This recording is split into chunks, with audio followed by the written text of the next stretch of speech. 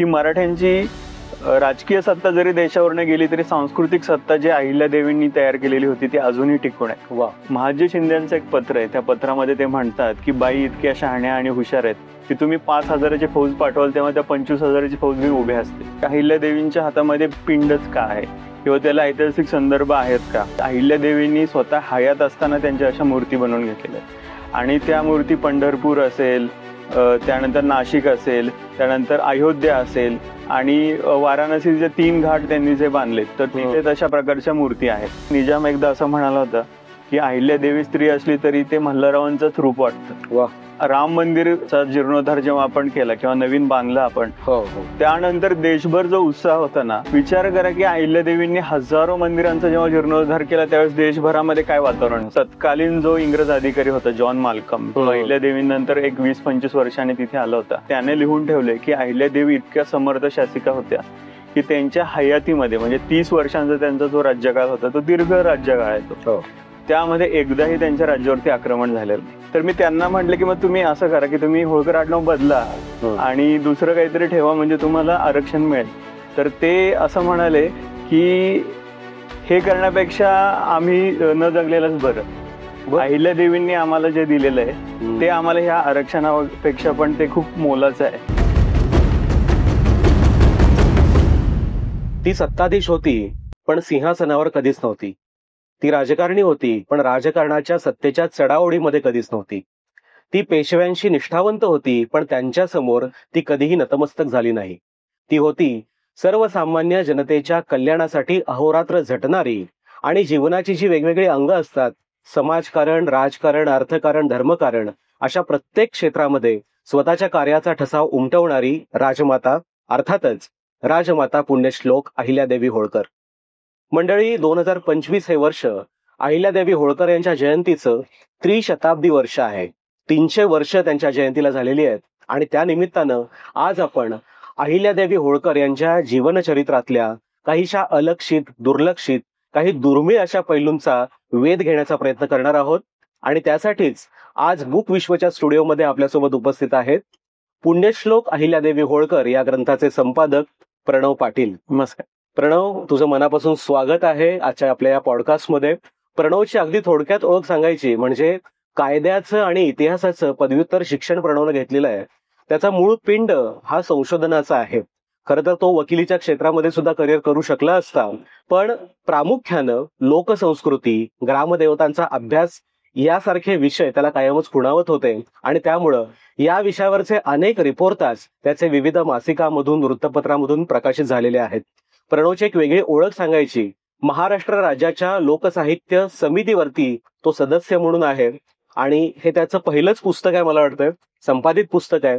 पण प्रणव, मला तुला पहिला प्रश्न हाच विचारावासा वाटतो की तुझी ओळख ही आम्हाला प्रामुख्यानं ग्रामदेवतांचा अभ्यासक, लोकसंस्कृतीचा अभ्यासक, लोकधर्माचा अभ्यासक अशी आहे. तुझे अनेक रिपोर्टाज सुद्धा प्रकाशित झालेले आहेत.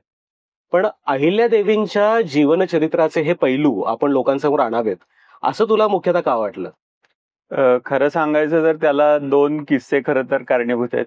एक म्हणजे पुण्यामध्ये एक अहिल्यादेवी होळकर अध्यासन केंद्राची स्थापना झाली आणि त्या कार्यक्रमाला मी एक श्रोता म्हणून उपस्थित होतो आणि त्या कार्यक्रमाच्या शेवटी असं ठरलं की आपण एक पुस्तक बनवूया अहिल्यादेवींवरती, कारण आता 300वी जयंती आहे त्यामुळं वर्षभर भारतभरामध्ये सगळीकडे कार्यक्रम होणार होते. तर त्या कामामध्ये मी इच्छा व्यक्त केली आणि नंतर ती जबाबदारी माझ्याकडेच आली. आणि दरम्यान असंच एक झालं की एका ऐतिहासिक पुस्तकाचं प्रकाशन होतं आणि त्या प्रकाशनाच्या कार्यक्रमाला मी गेलो होतो. तर माझे एक मित्र आहेत जे होळकरांवरती संशोधन करतात, रामभाऊ लांडे म्हणून. तर त्यांना भेटायला एक व्यक्ती आली होती. ती व्यक्ती होती होळमुरुम गावातली, म्हणजे होळकरांचं जे मूळ ठिकाण आहे त्या ठिकाणावरून ते आले होते. तर त्यांचं आडनाव होळकर होतं. तर त्यांचा प्रश्न असा होता की ते जातीने कोळी होते आणि त्यांना आडनाव होळकर असल्यामुळे जातीचा दाखला मिळत नव्हता. बरं. तर मी त्यांना विचारलं की तुमचं आडनाव होळकर कसं? तर ते म्हणाले की आम्हाला होळकरांनी त्यांची जी कुलदेवी आहे तिथली जनाई देवी, तर त्याच्या पुजारीपणाचा आम्हाला हक्क दिलेला आहे. तर ते हक्क आम्ही निभावतो म्हणून आम्हाला नंतर होळकरच आडनाव लागलं. तर मी त्यांना म्हटलं की मग तुम्ही असं करा की तुम्ही होळकर आडनाव बदला आणि दुसरं काहीतरी ठेवा म्हणजे तुम्हाला आरक्षण मिळेल. तर ते असं म्हणाले की हे करण्यापेक्षा आम्ही न जगलेलंच बरं. बरं. अहिल्यादेवींनी आम्हाला जे दिलेलं आहे हम्म. ते आम्हाला ह्या आरक्षणापेक्षा पण ते खूप मोलाचं आहे. वा. त्यावेळेस मी विचार केला की 300 वर्षानंतर सुद्धा अहिल्यादेवींबद्दल जनसामान्यांमध्ये सगळ्या जाती जमातींमध्ये इतकी श्रद्धा आहे, तर खरंच आपण ह्या विषयामध्ये थोडं लक्ष द्यायची गरज आहे. आणि त्यानंतर मग वाचन सुरू केलं सगळं ह्या विषयावरचं. जे संदर्भ पुस्तकं आहेत ती मिळवली, जी अप्रकाशित काही पत्र आहेत ती सुद्धा मी वाचली, आणि साधारणतः 1001 पत्र मी अहिल्यादेवींवरची वाचली. आणि त्या 1000 पत्र. हो, 1001 पत्र प्रकाशितच आहेत. अच्छा. तर ती सगळी पत्र वाचली. त्यानंतर इतरांनी काय लिहिलंय हे पाहिलं, आणि भारतभरामध्ये कुठे कुठे संशोधन झालंय ते पाहिल्यानंतर असं ठरवलं की याच्यावरती आपण एक संपादित ग्रंथ करूया. म्हणजे एकट्याला पेलवणारं हे व्यक्तिमत्व नक्कीच नाहीये. खरंय. त्यामुळे इतर संशोधकांनी काय काय केलं ते आपण बघूया. आणि त्यासाठी मुद्दा असा ठेवला होता आम्ही की भारतभरातलेच संशोधक हवेत, हो. फक्त एकट्या महाराष्ट्रातले नको. म्हणून इंदोर, भोपाळ, अगदी काही दक्षिणेतले सुद्धा संशोधक आहेत, त्यांनी सुद्धा संशोधन करून त्यांच्यावरती लेख लिहिले होते. ते बरोबर. सगळे गोळा केले आम्ही आणि ते मराठीमध्ये आणले आम्ही. आणि पहिल्यांदाच मराठीमध्ये आणल्यामुळे ते सगळी अप्रकाशित माहिती होती सगळी, आणि मग त्यातून एक चांगला ग्रंथ तयार झाला. मला वाटतं प्रणव, तू हा जो उल्लेख केलेला आहेस जातीच्या अनुषंगानं, तर मला बुक विश्वच्या आमच्या टीम तर्फे सुद्धा आमच्या दर्शकांना असं आवाहन करायचं आहे की कुठल्याही ऐतिहासिक व्यक्तिमत्वाबद्दल जेव्हा आपण ऐकतो, वाचतो, पाहतो, तेव्हा विशिष्ट एका जातीच्या कप्प्यातून आपण ते पाहू नये. या सर्व महान ऐतिहासिक व्यक्तिमत्वांचं काम हे त्या जाती समाजाच्या पलीकडे, म्हणजे अहिल्यादेवींचं तर कार्य होय. हे महाराष्ट्राच्याच नाही तर भारताच्या पातळीवरती सुद्धा आज त्याची दखल घेतलेली आहे. अहिल्यादेवींचा जेव्हा जेव्हा आपण उल्लेख करतो, पुण्यश्लोक अहिल्यादेवी होळकरांचा, तेव्हा एक मूर्ती आपल्या समोर आपल्याला दिसते, त्यांची एक प्रतिमा दिसते. होय. ती म्हणजे शिवलिंग त्यांच्या हातामध्ये आहे, महादेवाची पिंड ज्याला आपण असं म्हणतो, आणि त्यांचा हात असा एक आहे त्याच्यावरती, आणि अत्यंत अशा एक सश्रद्ध, धार्मिक, श्रद्धावान अशा एक हिंदू एक राजमाता अशी आपल्याला ती दिसते. आपण सुरुवात इथून थोडी करूया की धार्मिक क्षेत्रामध्ये अहिल्यादेवींनी नेमकं काय वेगळं काम केलं असं तुला वाटतं? खरं सांगायचं तर या मूर्तीपासून आपण सुरुवात करू की अनेकांना प्रश्न असतो की अहिल्यादेवींच्या हातामध्ये पिंडच का आहे किंवा त्याला ऐतिहासिक संदर्भ आहेत का. अच्छा. तर ह्या संशोधनाच्या दरम्यान माझ्या लक्षात आलं की अहिल्यादेवींनी स्वतः हयात असताना त्यांच्या अशा मूर्ती बनवून घेतलेल्या आहेत, आणि त्या मूर्ती पंढरपूर असेल, त्यानंतर नाशिक असेल, त्यानंतर अयोध्या असेल, आणि वाराणसीचे 3 घाट त्यांनी जे बांधलेत तर तिथे तशा प्रकारच्या मूर्ती आहेत. त्यामुळे ती जी त्यांची प्रतिमा आहे ना, ती त्यांना अपेक्षित अशी प्रतिमा आहे. दुसरं म्हणजे तीर्थक्षेत्रांचा तो जो त्यांनी विकास केला ना, तर तुम्हाला एकच उदाहरण द्यावं असं वाटेल की राम मंदिर चा जीर्णोद्धार जेव्हा आपण केला किंवा नवीन बांधलं आपण, त्यानंतर देशभर जो उत्साह होता ना, विचार करा की अहिल्यादेवींनी हजारो मंदिरांचा जेव्हा जीर्णोद्धार केला त्यावेळेस देशभरामध्ये काय वातावरण असतं. कारण त्यांच्या लक्षात आलं होतं की छत्रपती शिवाजी महाराजांचं जे लक्ष होतं की देशभर आपली सगळी सत्ता असली पाहिजे, तर ती सत्ता फक्त राजकीय नव्हती, ती सांस्कृतिक पण असली पाहिजे. बरोबर. आणि ते जर करायचं असेल तर स्थानिक जनतेमध्ये आत्मविश्वास तयार करणं महत्वाचं होतं. आणि हा आत्मविश्वास कधी येईल, जेव्हा आक्रमकांनी तुमची तोडलेली जी प्रतीकं आहेत ना, ती जोपर्यंत दुरुस्त होत नाहीत किंवा ती नव्याने तुम्ही उभी करत नाही तोपर्यंत तो आत्मविश्वास येणार नव्हता. अगदी खरंय. त्यामुळे त्यांनी जी मंदिरं उभारली ना, तर त्यामागे फक्त धार्मिक कारण नव्हतं, दुसरं एक कारण असं होतं की त्या ठिकाणी होळकरांचे आपोआप बेस तयार झाले, आणि त्या ठिकाणी अन्नछत्र त्यांनी उभारले, काही ठिकाणी त्यांनी रस्ते बांधले, काही ठिकाणी पाण्याच्या बारवा, तलाव हे सगळं बांधल्यामुळे त्या ठिकाणचं दळणवळण सुरू झालं. तुम्ही विचार करा की एखाद्या ठिकाणी मंदिर बांधलं आणि रस्ताच नाहीये, तर तुम्ही कसं जाल, आणि गेल्यानंतर पण पाण्याची सोय नाहीये, तर हजारो लोक तिथे राहणार कशी, त्यांचा निर्वाह कसा होणार.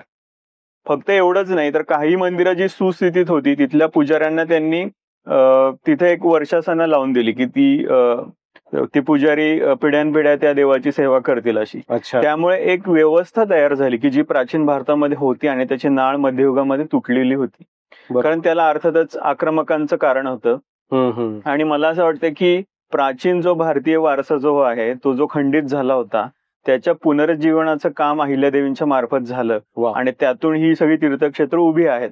आता ह्या तीर्थक्षेत्रांचं आजचं जे स्वरूप आहे ना ते तसंच टिकून आहे. तुम्ही म्हणजे त्यांनी बांधलेलं जर बारवा पाहिलं तर त्या सुद्धा अनेक ठिकाणी जरी त्या आता दुर्लक्षित राहिल्या तरी त्याचा उपयोग बऱ्याच ठिकाणी केला जातोय. बरोबर. तर अहिल्यादेवींच्या नंतर खूप वर्षानंतर म्हणजे इंग्रज काळामध्ये होळकरांचे एक सरदार होते किबे म्हणून.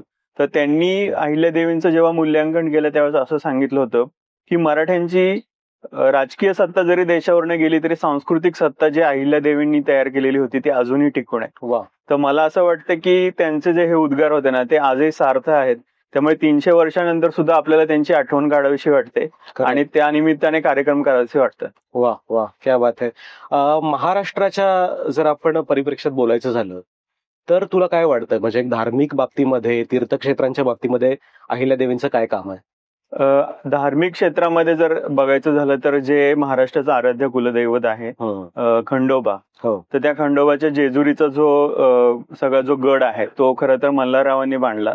परंतु तिथे नंतरची जी बांधकामं आहेत वाटसरून राहण्यासाठीच्या ठिकाणं आहेत, पाणपोया असतील, नंतर तलाव आहे, हे सगळं अहिल्यादेवींनी बांधलं.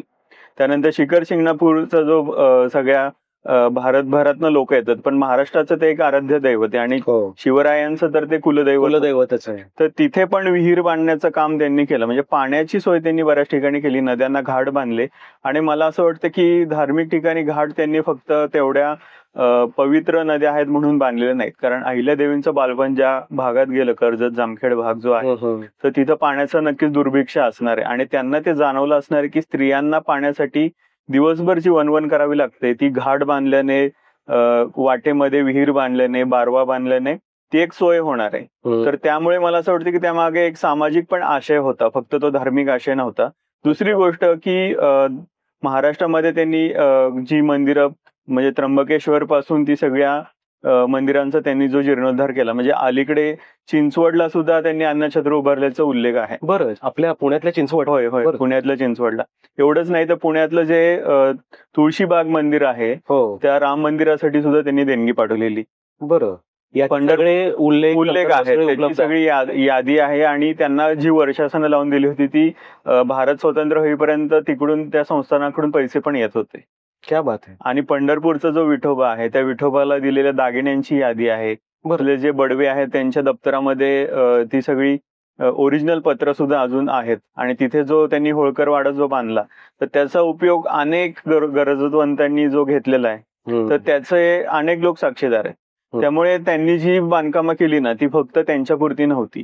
ते वाडे नंतर त्यांच्या वंशजांनी रयत शिक्षण संस्थेला पण दिले, शाळांसाठी असतील, स्थानिक वाटसरून असतील, धर्मदायी गोष्टींसाठी असतील. तर तो वारसा अजून टिकून आहे. बरोबर. तर मला वाटतं की धार्मिक आणि सामाजिक आशय ह्या दृष्टीने बघायला पाहिजे. दुसरी गोष्ट की एकदा तुम्ही एखाद्या तीर्थक्षेत्राचा जेव्हा विकास करता त्या ठिकाणी तुम्हाला एक होल्ड तयार होतो. त्या ठिकाणी ज्या ज्या गोष्टी होतात त्या गोष्टी होळकर दरबाराला कळत होत्या. म्हणजे एक प्रकारे हेरांचं जे जाळं अहिल्यादेवींनी भारतभरात तयार केलं होतं ना त्यांना तो एक थांबा म्हणून होता. उदाहरणार्थ सांगायचं तर गोकर्ण महाबळेश्वरचं जे ठिकाण आहे कर्नाटकामध्ये तर तिथे त्यांचा वाडा आहे तो फार कमी लोकांना माहित होता. पण कागदपत्र वाचताना असं लक्षात आलं की तिथून जे ब्राह्मण यायचे इंदोरला आणि नंतर महेश्वरला जे येत तर तिथल्या सगळ्या बातम्या ते त्यांना सांगायचे. बरं, म्हणजे अनेकदा असं झालेलं की होळकरांना पेशव्यांनी जी माहिती सांगितली त्यापेक्षा अपडेटेड माहिती अहिल्यादेवींकडे होती आणि त्यांनी उलट माहिती त्यांना सांगितलेली की असं नाही, आमच्याकडे ही नवीन माहिती आलेली. वा, म्हणजे स्वतःची स्पाय सिस्टीम त्यांची कारण तयार होते. मल्हाररावांनी त्यांना जे सुरुवातीचं जे काम दिलं होतं की मल्हारराव त्यांचे गुरुच होते. सासरे म्हणून आपण त्यांना न बघता एक गुरु म्हणून बघूया, कारण त्यांनी जे पुढे जे ट्रेनिंग दिलंय त्यांना त्यामध्ये पहिली गोष्ट तीच होती की त्यांना जे जासूस जोड्या यायच्या पत्र घेऊन तर त्यांच्याशी कम्युनिकेट करणं हे त्यांचं पहिलं काम होतं. त्यामुळे कुठल्या राज्यांमधून कुठले जासूस येतात आणि काय बातम्या आणतात त्यामध्ये चोर बातम्या असायच्या, काही चिठ्ठ्या असायच्या. चिठ्ठ्या म्हणजे काय की तो छोटा संदेश असायचा आणि तो वाचल्यानंतर जाळून टाकायचा. अशा प्रकारची व्यवस्था होती. अशाही गोष्टी पत्रांमधून वाचल्यानंतर कळतात आपल्याला. तर हे सगळं ज्या व्यक्तीला माहितीये ती व्यक्तीच त्या राज्यपदासाठी योग्य होती. त्यामुळे मल्हाररावांनी त्यांचीच निवड केली होती. बरोबर. अहिल्यादेवींकडे तू स्वतः आता तू इतक्या साऱ्या ग्रंथांचा संदर्भांचा अभ्यास केलायस, पत्रांचा तू उल्लेख केलास मगाशी. एक प्रशासक म्हणून तुला काय वाटतं अहिल्यादेवींकडे पाहताना? प्रशासक म्हणून त्यांच्याकडे बघायचं जर झालं तर तत्कालीन जो इंग्रज अधिकारी होता जॉन माल्कम, तो अहिल्यादेवीनंतर एक 20-25 वर्षाने तिथे आला होता आणि त्याने एक ग्रंथ लिहिलेला आहे माय मेमरीज इन सेंट्रल इंडिया म्हणून. माय मेमरीज इन सेंट्रल इंडिया. तर त्या ग्रंथामध्ये आपल्याला ते वाचायला मिळतं. तर त्याने लिहून ठेवले की अहिल्यादेवी इतक्या समर्थ शासिका होत्या की त्यांच्या हयातीमध्ये म्हणजे 30 वर्षांचा त्यांचा जो राज्यकाळ होता तो दीर्घ राज्यकाळ आहे तो, त्यामध्ये एकदाही त्यांच्या राज्यावरती आक्रमण झालेलं नाही. वा. आणि हे खूप रेअर उदाहरण आहे की एखाद्या राज्यावरती आक्रमण होऊ न देणं, त्यासाठी आधी ज्या उपाययोजना करायच्या असतात त्या सगळ्या त्या करत होत्या. दुसरं म्हणजे त्यांची जरब होती. त्याचं एक उदाहरण पत्रांमधून आपल्याला असं दिसतं की महादजी शिंदे आणि नाना फडणवीसांचा एक संवाद आहे जो रियासतकर सरदेसाईंनी दिलाय. बरं. तो पत्रव्यवहारच आहे. तर नाना फडणवीसांचं असं मत होतं की म्हणजे होळकरांच्या राज्याची दोन व्यवस्था म्हणजे दुहेरी व्यवस्था होती. त्यामध्ये राज्यकारभार हे अहिल्यादेवी पाहतील आणि सैन्याची व्यवस्था हे तुकोजी होळकर पाहतील. परंतु नाना फडणवीसांना हे मान्य नव्हतं. त्यांचं म्हणणं असं होतं की घोड्यावरती एक जण आणि लगाम दुसऱ्याच्या हाती कशाला हवंय. त्यांचं असं म्हणणं होतं की बाईंना 5 गावं द्या आणि शांत बसू द्या त्यांना. तर महादजी शिंदेचं एक पत्र आहे, त्या पत्रामध्ये ते म्हणतात की बाई इतक्या शहाण्या आणि हुशार आहेत की तुम्ही 5,000ची फौज पाठवाल तेव्हा त्या 25,000ची फौज घेऊन उभे असते. बापरे. आणि त्यांनी हे पण लिहून ठेवले की अशा मातोश्रीच्या पोटी आमचा जन्म व्हावा. म्हणजे पुढे जाऊन जेव्हा यदुनाथ सरकारांनी जो पत्रांचा अभ्यास केला त्यातून त्यांनी लिहिलंय की महादजी शिंदेना जे यश मिळालंय ना ते अहिल्यादेवींच्या मदतीशिवाय मिळू शकत नव्हतं. त्याचं अधिष्ठान ते होतं आणि मदत वेळोवेळी केलेली आहे. राजपुतांच्या विरोधातल्या मोहिमा असतील, जाटांच्या विरोधातल्या असतील आणि अहिल्यादेवींनी वेळोवेळी अनेकांना जरब बसवण्यासाठी सैन्य पाठवलेलं आहे. म्हणजे त्या अगदीच फार धार्मिक होत्या, पिंड घेऊनच बसत होत्या आणि सगळ्यांना शांततेचा संदेश देत होत्या असं काही नव्हतं. म्हणजे खरं बरोबर, म्हणजे त्यांची जरब होतीच. आणि त्या जरबेचं आपल्याला जर उदाहरण बघायचं तर त्यांची पत्र जर वाचली आपण, त्यातली जी जरब आहे बोलण्यातली, की काही शब्द तर असे आहेत की मी तुम्हाला मेक्सू घालून मारेल. म्हणजे मेक्सू म्हणजे जे डोकं फोडण्यासाठी किंवा त्यावेळेस शिक्षा देण्याचं जे शस्त्र होतं, त्याने मी तुमचा ठेचून ठेचून मारेन, अशा प्रकारची पण भाषा आहे काही पत्रांनी. थेट इशारा आहे. त्यामुळे मातोश्रींकडे वेगळ्या नजरेने बघण्याची कोणाची हिंमत त्या काळामध्ये झाली नाही आणि राजपूत राज्याने सुद्धा वेळोवेळी त्यांना मदतच केलेली आहे. अच्छा, आपण या विषयाकडे येणार आहोत की त्यावेळेच्या ज्या काही शक्ती होत्या त्यांच्यासोबतचे त्यांचे जे इंटरकनेक्शन्स, आंतरसंबंध जे होते त्याबद्दल. पण प्रणव, मला एक सांग, आता आपण 21व्या शतकात आहोत. आपण आज सुद्धा स्त्रीवादी, स्त्रियांची भूमिका, स्त्रियांना मिळणारा न्याय, स्त्रियांना मिळणारी संधी यांचा उल्लेख करत असतो. आता ही गोष्ट 300-250 वर्षापूर्वीची जी आहे, अहिल्यादेवींचा जो कार्यकाळ आहे, तर एक स्त्री प्रशासिका आहे, स्त्री एक राजमाता आहे आणि तुलनेनं तो सगळा समाज जो आहे तो पुरुष सत्ताक आहे. त्या रिलेशनकडे तू कसं पाहतोस नेमका? खरं सांगायचं तर होळकरांच्या घराण्यात ती एक प्रथा होती की 1/3 राज्य मल्हाररावांनी स्वतःच्या बायकोच्या नावावर केलं होतं. 1/3 आणि ते राज्य 2 प्रकारचं होतं, एक खासगी आणि एक सरकारी. खासगी म्हणजे स्त्रियांच्या मालकीचंच ते राज्य, त्याचा कारभार स्त्रिया बघणार, ते कारभार बघण्यासाठी नेमलेली माणसं पण वेगळी असणार, कारभारी पण वेगळे. तर ही जी पद्धत होती ना ती अहिल्यादेवींच्या ज्या सासू होत्या गौतमीबाई होळकर, तर ह्यांनीच ती सगळी व्यवस्थित नेमून दिलेली होती आणि तीच पुढे वारसाने अहिल्यादेवींना मिळाली. त्यामुळे त्या काळामध्ये स्त्रियांसाठी राज्यामध्ये कारभार करण्यासाठी सुद्धा वेगळा प्रांत नेमावा ही गोष्टच नवल होती. आणि हे उत्तरेतल्या लोकांना सहन होणं शक्य नव्हतं, कारण उत्तरेमध्ये जे त्या काळचं वातावरण होतं त्याच्यामध्ये लहान मुलींची खूप मोठ्या प्रमाणात हत्या केली जात होती. अहिल्यादेवींचा एक आदेश आहे की लहान मुलींना मारलं जाऊ नये, त्यांना एक संरक्षण मिळावं, कारण मुलगा व्हावा आणि मुली नकोत यासाठी खूप मोठ्या प्रमाणावर स्त्री भ्रूण हत्या तिथे होत होत्या. त्यावरचा एक त्यांचा आदेश आहे. दुसरा एक त्यांचा आदेश आहे असा की त्या काळामध्ये एखाद्या जर विधवा स्त्रीला एखादा मुलगा जर दत्तक घ्यायचा असेल तर तो तिच्या मनाप्रमाणे घेता येत नव्हता. तो तिच्या कुटुंबाने ठरवलेला मुलगाच तिला घ्यावा लागायचा. म्हणजे ज्यांचा इंटरेस्ट आहे त्या प्रॉपर्टीमध्ये ते त्यांचा मुलगा तिथे बसवणार दत्तक. बरोबर. पण पहिल्यांदा अहिल्यादेवीने असं केलं की तिथे स्त्रीला तो अधिकार दिला. दुसरं म्हणजे अगदी लहान वयामध्ये लग्न होऊ नये म्हणून सुद्धा एक त्यांनी पत्र पाठवलं होतं की त्यांच्याकडे एक तक्रार आली होती खानदेशातली. खानदेश पण त्यांच्या राज्याचाच भाग होता. तर अशा प्रकारचे आपल्याला उल्लेख सापडतात की स्त्री म्हणून त्यांनी स्त्रियांकडे एक वेगळ्या दृष्टीने बघितलं आणि स्त्रियांना रोजगार मिळावा म्हणून त्यांनी माहेश्वर साडी जी इंट्रोड्यूस केली त्या काळामध्ये ती त्यासाठीच होती की फक्त स्त्रियांना अधिकार मिळून उपयोगाचा नाही. त्या जोपर्यंत आर्थिकदृष्ट्या सबल होतील बरोबर आहे. त्यावेळेस ते अधिकाराचा उपयोग करून पुढे जाऊ शकतील. म्हणून तो साड्यांचा आणि त्या वस्त्रांचा जो उद्योग त्यांनी तिथे काढला, त्यामध्ये स्त्रियांचा मोठ्या प्रमाणावरती सहभाग होता. दुसरं म्हणजे स्त्रियांचं सैन्य उभा करणं.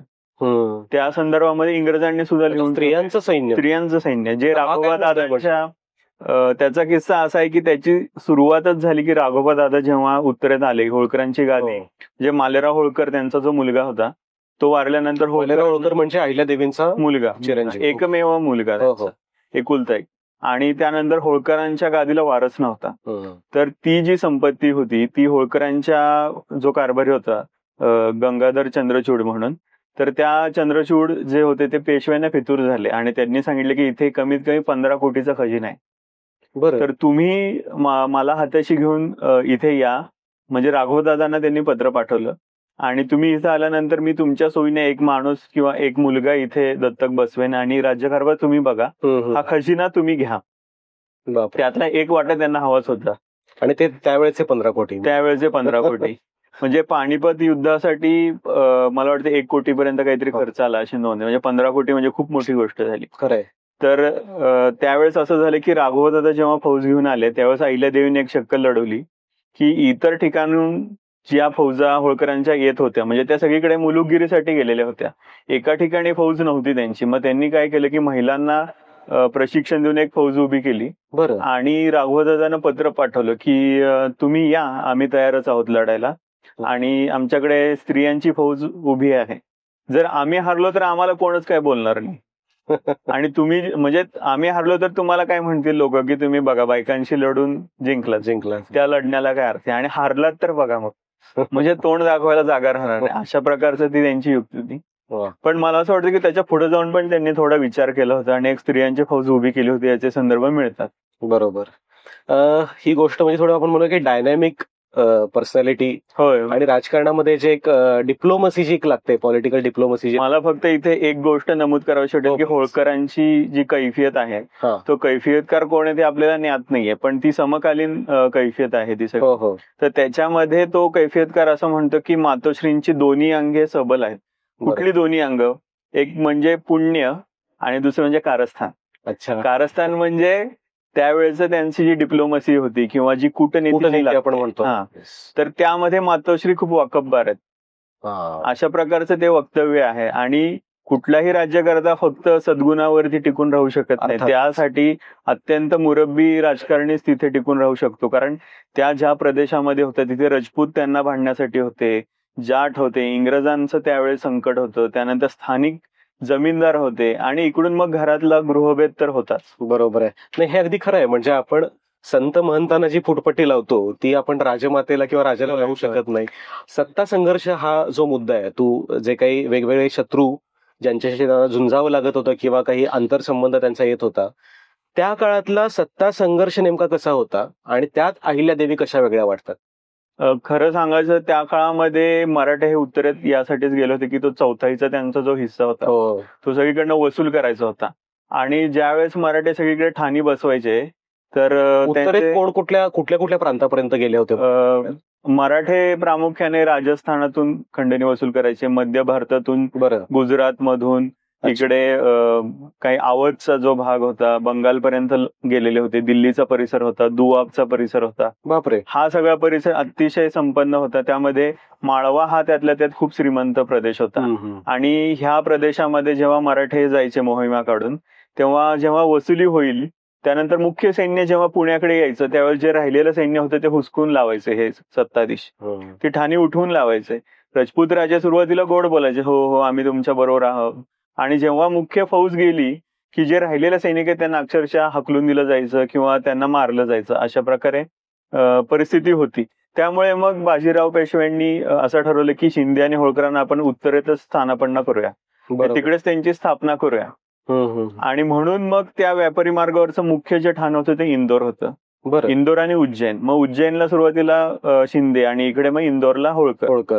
आणि मग तिथून मग ते राजस्थानमध्ये फौज पाठव, दुआबामध्ये जाऊन वसुली कर, हे त्यांना तिथल्या तिथे जवळ पडलं ते. आणि मग त्या काळामध्ये असं झालं की माळव्याचा परिसर जो होता तर तिथे जाट राजे पण खूप मोठ्या संख्येने होते. स्थानिक छोटे छोटे राज्य होते, गोहद म्हणून एक छोटं संस्थान होतं. बडवानीचे राजपूत होते. त्यानंतर इकडे अवधचे काही मुस्लिम शासक होते. अशा प्रकारचं ते सगळं अतिशय गोंधळाचं वातावरण होतं. आणि वेळोवेळी हे लोक एकमेकांमध्ये युती पण करायचे अच्छा. आणि एकमेकांबरोबर लढायचे आणि यांची पण मदत घ्यायचे. बरं. त्यामुळे अतिशय स्फोटक स्थिती असायची की कोण कोणाचा मित्र आहे आणि घडीत कोण कोणाच्या विरोधात जाईल कळायचं नाही. तर अशा स्थितीमध्ये शिंदे आणि होळकर हे सरकारचे दोन डोळे आहेत असं नाना फडणवीसांचं मत आहे. वा, सरकारचे दोन डोळे आहेत की जे ह्या उत्तर भारतावरती लक्ष ठेवतात. बरं. आणि फौजेचं जे सगळं होतं ते तुकोजी होळकर पाहत होते. परंतु अनेकदा तुकोजी होळकर हे दक्षिण मोहिमेमध्ये गुंतलेले असायचे की टिपू सुलतानाच्या विरोधामध्ये जी मोहीम चालू होती तिकडे तुकोजी होळकर गेलेले होते. मग उत्तरेतलं जे हे राजकारण होतं तर हे सगळं अहिल्यादेवी पाहत होत्या. तोपर्यंत महाजी शिंदेचा उदय व्हायचा होता आणि अनेकदा महाजी शिंदेनी पत्र पाठवून निकडीच्या फौजा सुद्धा मागवल्या होत्या की मला इथे ते मदत लागते, नाहीतर आमचा काही म्हणजे अवघड आहे आमची परिस्थिती, तर तुम्ही आम्हाला फौज पाठवा. त्यानंतर पेंढारी नावाची एक वेगळीच जमात तयार झाली होती की जी लुटालूट करत जायची, खेडीच्या खेडी उद्ध्वस्त करत जायची. ह्या लोकांचा बंदोबस्त करणं असेल, भिल्लांचा बंदोबस्त करणं असेल, ह्या सगळ्या गोष्टी अहिल्यादेवीने हाताळलेल्यात आणि अतिशय चांगल्या प्रकारे हाताळल्यात की ज्याचं कौतुक नंतर इंग्रजांनी केलेलं आहे. बरं. त्यातला कुठला असा काही प्रसंग सांगता येईल? म्हणजे भिल्लांच्या संदर्भात मला वाटतं आपल्या ग्रंथात सुद्धा उल्लेख आहे. भिल्लांच्या संदर्भात असं सांगता येईल की भिल्लांचा जो त्रास होता ना तो इंग्रजांच्या काळात पण होता. बरं. तर त्यावरती उपाय शोधायचा होता ब्रिटिशांना आणि ब्रिटिशांनी म्हणजे थोडंफार शोधाशोध केल्यानंतर त्यांच्या लक्षात आलं की ह्याच्यावरती एकच व्यवस्थित उपाय काढला होता, तो म्हणजे राजमाता अहिल्यादेवीने. तर तो उपाय काय होता की पूर्वीचे जे मराठा शासक होते किंवा इतर जे शासक होते ते काय करायचे की भिल्लांनी उपद्रव करू नये म्हणून त्यांच्या नेत्याला पकडायचे आणि त्यांना कैदेत तर घालायचे किंवा त्यांना मारत होते. पण तरी सुद्धा हा प्रश्न म्हणजे टिकूनच होता की भिल्ल लुटालूट करत होते. मग अहिल्यादेवींच्या लक्षात आलं की भिल्लांचा मुख्य प्रॉब्लेम जो आहे तो आर्थिक आहे की त्यांना उत्पन्नाचं साधन नाहीये. अच्छा. त्यामुळे ते लुटालूट करतायत. ते काही हाऊस म्हणून लुटालूट करत नाही, मग गरज म्हणून करतायत. हो, गरज म्हणून करतायत. आणि ही लोक जिथं राहतात ना तो सगळा डोंगराळ प्रदेश आहे आणि तिकडे शेती होऊ शकत नाही. बरोबर. त्यामुळे लुटालूट करणं हाच तो एक व्यवसाय त्या जमातीचा झालेला होता. आणि मग त्यांच्या लक्षात आल्यानंतर त्यांनी पण थोडाफार अभ्यास केला आणि त्यांच्या लक्षात आलं की भिल्ल कवडी नावाचा एक पूर्वी कर होता. बरं. तो कर काय होता की वाटसरूंना रस्ता दाखवणे, त्यांची सुरक्षा पुरवणे आणि त्यांना लागेल ते सामान पुरवणं असं भिल्ल काम करायचे. त्या बदल्यामध्ये ठराविक कर घेत होते ते. त्या कराला भिल्ल कवडी असं नाव होतं. भिल्ल कवडी म्हणजे कवड्या घेत होते त्या बदल्यामध्ये. कवडी त्या काळातलं चलन. अच्छा. तर मग त्यांनी ते परत सुरू केलं की भिल्ल कवडीचा तो त्यांचा अधिकार दिला. काही भिल्लांना डोंगराळ भागातनं आणून जिथे जमिनी कसल्या जात नव्हत्या त्या जमिनी दिल्या. त्यांना जमिनी कसण्यासाठी लागणारं सगळं साहित्य दिलं. त्यांना प्रशिक्षण पण दिलं. म्हणजे हे सगळं ब्रिटिशांनी नमूद करून ठेवलेलं. बरोबर. आणि त्यामुळे तो सगळा प्रश्न त्यांच्या काळामध्ये सगळा संपलेला होता. शांतता होती सगळीकडे. नाहीतर तिथून जे म्हणजे अनेकदा मराठ्यांचे वकील सुद्धा लुटले गेलेले आहेत. बरं. आणि त्यांनी तशी पत्र पण पाठवलं की आम्ही संपत्ती घेऊन चाललो आणि तिथे आम्ही लुटले गेलो, मग तुम्ही आम्हाला परत पैसे पाठवा वगैरे अशी पत्र आहेत. तर ते सगळं शांत झालं आणि दळणवळण व्यवस्थित सुरू झालं. बरं. त्या काळामध्ये अशा आणखी कोणत्या राजकीय शक्ती होत्या ज्यांच्याशी अहिल्यादेवींचा हा संबंध येत होता? म्हणजे पेशव्यांशी काय संबंध होते, ब्रिटिशांशी काय संबंध होते? खरं तर पेशव्यांबद्दल एक सांगायला मला आवडेल की द.बा. पारसनीस नावाचे मोठे इतिहास संशोधक गेले. तर पेशव्यांचे 2 वकील हे कायमस्वरूपी अहिल्यादेवींच्या दरबारामध्ये होते. एक केशव भिकाजी म्हणून जे होते आणि एक दातार म्हणून एक वकील होते. तर ते हे 2 वकील काय करायचे की अहिल्यादेवींच्या दरबारामध्ये रोज ज्या ज्या गोष्टी होतात ना त्या लिहून पाठवायचे पेशव्यांना. अच्छा. म्हणजे इथे म्हणजे त्यांनी इतक्या बारीक बारीक गोष्टी लिहिल्यात ना की बाईंचा पाय मुरगळला आणि 2 दिवस दरबार बंद आहे. बरं. तर बाईंनी आम्हाला पत्र दाखवली नाही, ते गुप्तपणे काही मसलती करतात, आम्हाला त्याच्यामध्ये सहभागी करत नाहीत वगैरे. बाईंना अमुक माणूस भेटायला आला, मग त्यावेळेस बाई अशा बोलल्या, बाई अशा रागवल्या, बाई हसल्या वगैरे असं पण लिहून ठेवलेलं आहे त्यांनी. अच्छा. तर हा जो पत्र व्यवहार आहे हा सगळा नाना फडणवीसांच्या ताब्यात होता. आणि दुसऱ्या बाजीरावाच्या काळामध्ये नाना फडणवीसांच्या लक्षात आलं की हा बाजीराव आपला ऐकण्यातला नाहीये आणि कधी काही होऊ शकतं, म्हणून तो सगळा पत्रव्यवहार त्यांनी बैलगाडीमध्ये लादला आणि त्यांचं मेनवली म्हणून जे ठिकाण आहे साताऱ्यामध्ये तिथे एक वाडा होता. त्या वाड्यामध्ये आणून सगळं ठेवलं त्यांनी ते दप्तर सगळं. आणि हे पारसनीसांना माहिती होतं की इथे खूप खजिना आहे मोठा, यामध्ये बरंच काहीतरी सापडू शकेल.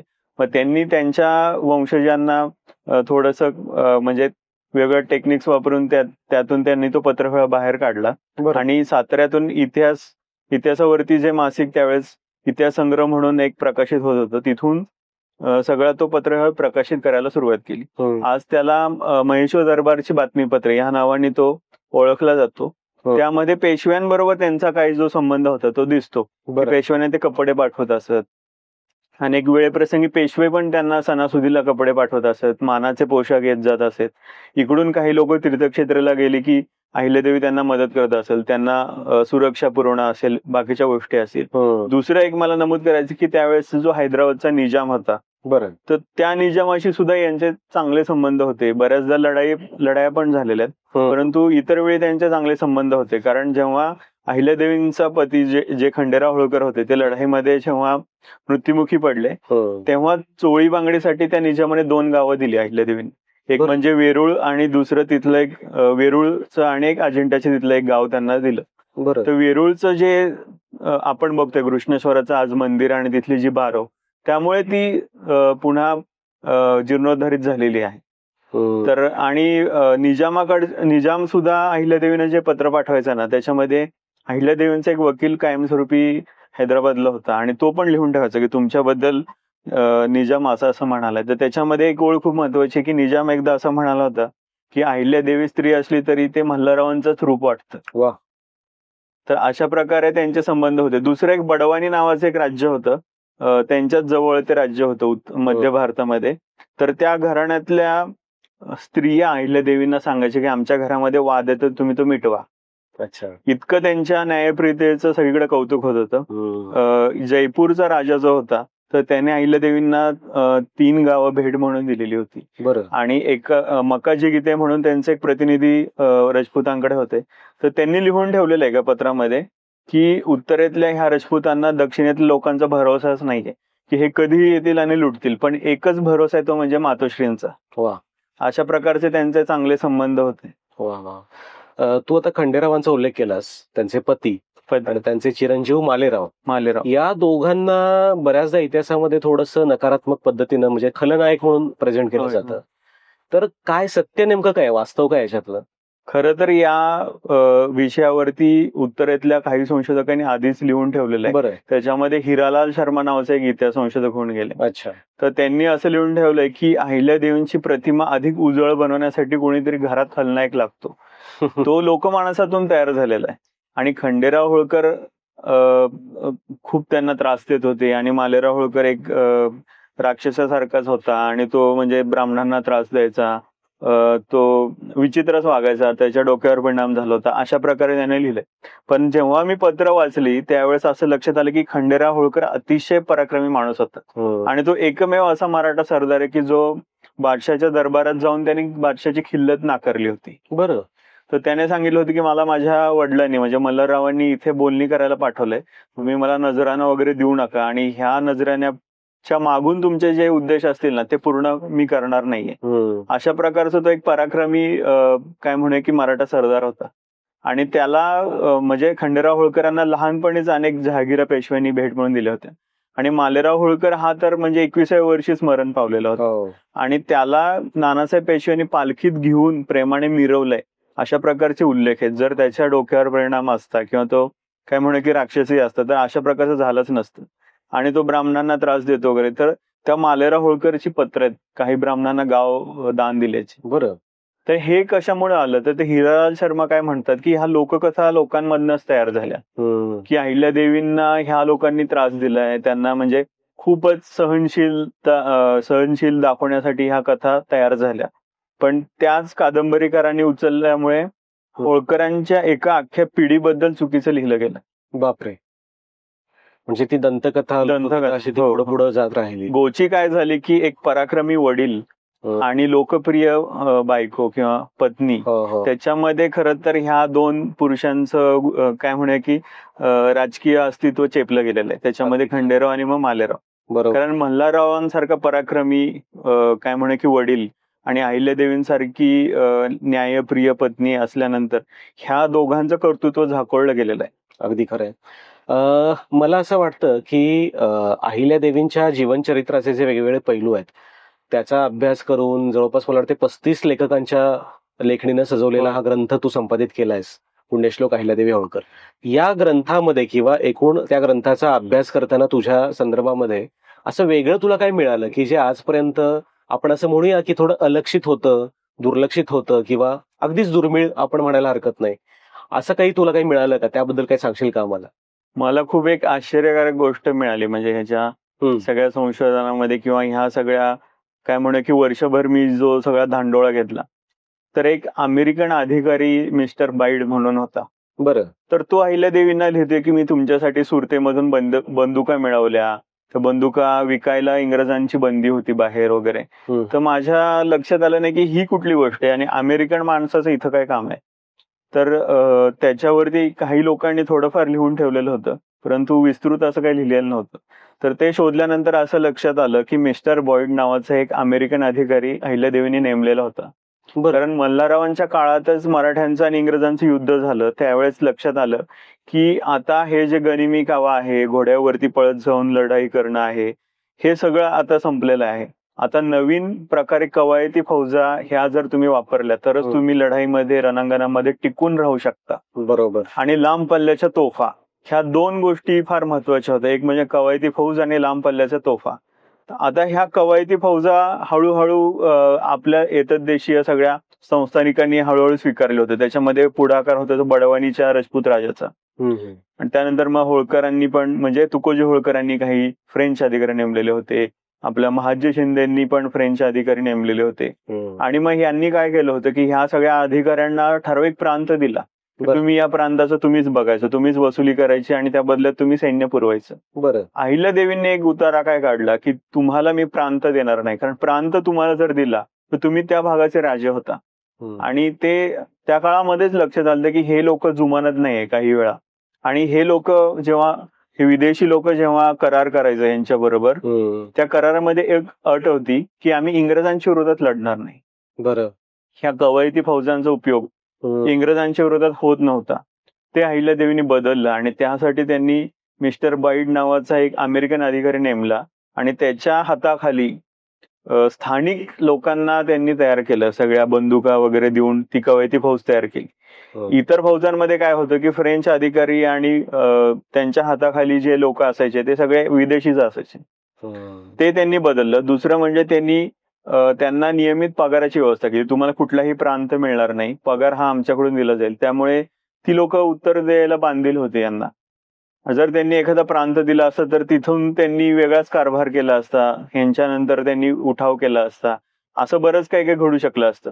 तर त्या मिस्टर बाईडचं एक पत्र आहे आणि त्या पत्रामध्ये तो लिहितोय, ते मराठी पत्र आहे. मला ते आश्चर्य वाटलं की त्याने मराठी कसं काय लिहिलं. कदाचित त्याने एखादा माणूस नेमला असेल, अनुवादक असेल किंवा भाषांतरकार असेल. बरोबर. तर त्याने असं पत्रामध्ये लिहिले की बाईंनी रागवू नये आमच्यावरती, उशीर झालाय तरी. अच्छा. म्हणजे अहिल्यादेवी रागवत पण होते हे त्या पत्रामधून कळलं मला. आणि वेळ झाला असलं तरी तुमच्या मनामध्ये जो मनसुबा आहे त्याची घाई किती हे मला माहितीये. तर कुठला असा मनसुबा होता अहिल्यादेवींच्या मनामध्ये, हे खूप मोठं प्रश्नचिन्ह आहे त्याच्यासमोर. मला असं वाटतं की इंग्रजांचा पुरेपूर धोका त्यांनी ओळखलेला होता.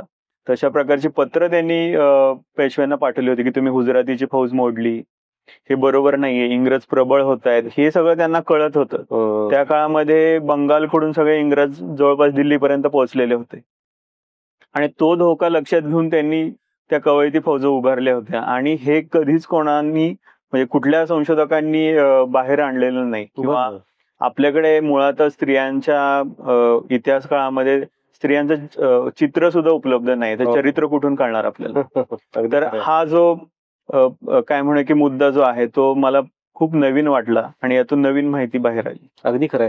तुला या ग्रंथाचा अभ्यास करताना काही असे ताम्रपट शिलालेख सुद्धा मिळालेले आहेत होय, की जे आतापर्यंत तसे प्राधान्यानं प्रकाशात आले नव्हते. हो. त्यांच्याविषयी थोडा मला सांग. खरं तर अहिल्यादेवींचे जे बरेचसे अप्रकाशित शिलालेख आहेत ते अनिल दुधाणे म्हणून आमचे मित्र आहेत, तर त्यांनी जवळपास एक 10 नवीन शिलालेख शोधलेले आहेत. आणि त्यातले काही मध्य प्रदेशात आहेत, काही महाराष्ट्रात आहेत. तर ते बहुतांश शिलालेख हे बारव, विहिरी वाडे मंदिरं ह्यांच्यावरचे आहेत. आणि त्यातून मग अहिल्यादेवींनी किती ठिकाणी कामं केली आहेत. म्हणजे इंदापूर सारख्या ठिकाणी पिटकेश्वर म्हणून एक ठिकाण आहे आडवळणावरती, तिथे त्यांनी एक बारो तयार करून तिथे शिलालेख लिहिलेला आहे, म्हणजे कोरून ठेवलेला आहे. तर अशा आडवळणी सुद्धा त्यांनी कामं केली आहेत. म्हणजे जी अज्ञात त्यांची जी कामं आहेत ना, तर ती येणं गरजेचं आहे आपल्या समोर. कारण अशी त्यांनी हजारो कामं केलेली आहेत, आपल्यापर्यंत ती पोहोचलेलीच नाहीयेत.